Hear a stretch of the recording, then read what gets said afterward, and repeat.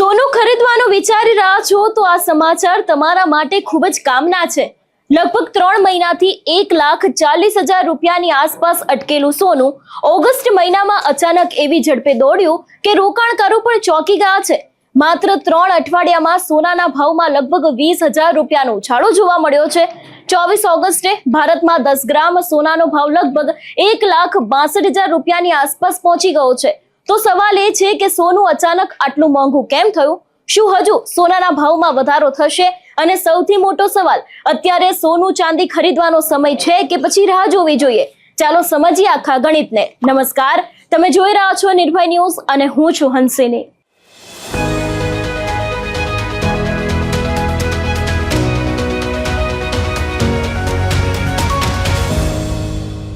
સોનાના ભાવમાં ઉછાળા પાછળ મુખ્યત્વે 4 મોટા કારણો જવાબદાર છે। સૌથી પહેલું કારણ છે ડોલર નબળો પડ્યો।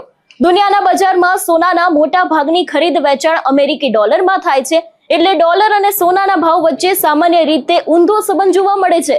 ડોલર મજબૂત થાય તો સોના પર તેનું દબાણ આવે અને ડોલર નબળો પડે તો સોનું સીધું જ મોંઘું થવા લાગે। છેલ્લા 1 મહિનામાં ડોલર ઇન્ડેક્સમાં આશરે 2.5% ઘટાડો જોવા મળ્યો છે।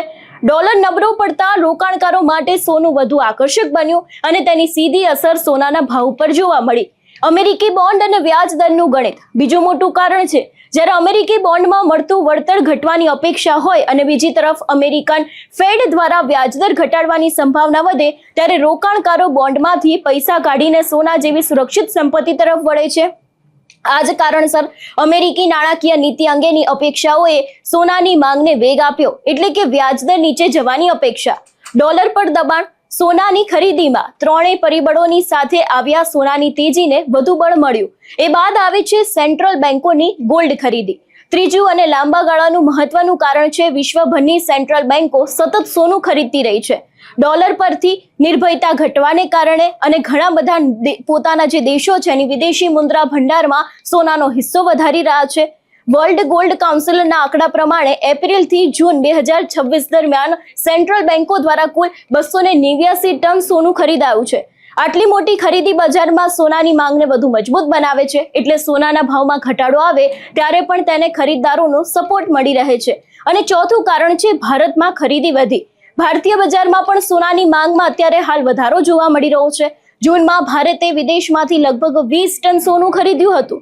જુલાઈમાં આ આંકડો વધીને લગભગ 45 ટન થયો, એટલે કે ખરીદી લગભગ બમણી થઈ। આ પાછળ 3 મુખ્ય કારણ છે। પહેલું, લાંબા સમયથી વધતા ભાવને કારણે જે લોકોએ જ્વેલરી ખરીદી અટકાવી છે તેઓ ફરીથી ખરીદી કરી રહ્યા છે।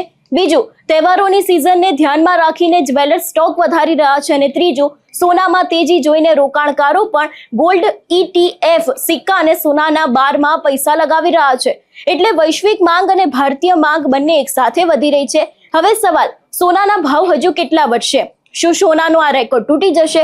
વૈશ્વિક બજારમાં સોનું હાલમાં લગભગ $4,600 પ્રતિ ઓન્સના સ્તરે ચાલે છે અને અલગ અલગ વૈશ્વિક સંસ્થાઓના અનુમાન પણ સોનામાં વધુ તેજીના સંકેત આપી રહ્યા છે। ભારતીય બજારને લઈને પણ કેટલાક નિષ્ણાતો વધુ તેજીનો અંદાજો આપી રહ્યા છે।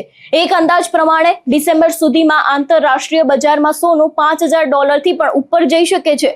જો આવું થાય તો ભારતમાં 10 ગ્રામ સોનાની કિંમત 1,75,000 થી 1,80,000 રૂપિયા સુધી પણ પહોંચવાની શક્યતા વ્યક્ત કરવામાં આવી છે। હવે ચાંદી શું છે? પણ માત્ર સોનું જ નહીં, ચાંદી પણ રોકાણકારોનું ધ્યાન ખેંચી રહી છે। ચાંદીના ભાવમાં તેજી પાછળ સૌથી મોટું કારણ છે ઇલેક્ટ્રોનિક વાહનો, solar panel, AI data centres, microchip અને તેની સાથે અન્ય ઔદ્યોગિક ક્ષેત્રોમાં ચાંદીનો ઉપયોગ વધી રહ્યો છે। સાથે જ સોનું મોંઘું થતા જ્વેલરી માર્કેટમાં પણ ચાંદીની માંગ વધી રહી છે। હાલમાં ગોલ્ડ સિલ્વર રેશિયો લગભગ 60ની આસપાસ છે અને કેટલાક નિષ્ણાતોના મતે વર્ષના અંત સુધીમાં આંતરરાષ્ટ્રીય બજારમાં ચાંદી $90 પ્રતિ ઓન્સ સુધી પહોંચી શકે છે। એટલે ભારતીય બજારમાં ચાંદી 3.25 થી 3.50 લાખ રૂપિયા પ્રતિ કિલો સુધી પહોંચવાની શક્યતા પણ વ્યક્ત કરવામાં આવી રહી છે। એટલે જે રીતે અત્યારે હાલ નિષ્ણાંતો છે એ લોકો દ્વારા પણ એવી વાત કરવામાં આવી છે કે હજી પણ સોનાના ભાવમાં વધારો જોવા મળી શકે છે। અત્યારે હાલ જે રીતે માર્કેટમાં આની અસર પડી રહી છે એને લઈને તમારું શું માનવું છે અમને કમેન્ટ કરીને ચોક્કસથી જણાવજો। તેની સાથે અમારી ચેનલ નિર્ભય ન્યૂઝને લાઇક, શેર અને સબસ્ક્રાઇબ કરવાનું ભૂલશો નહીં। નમસ્કાર।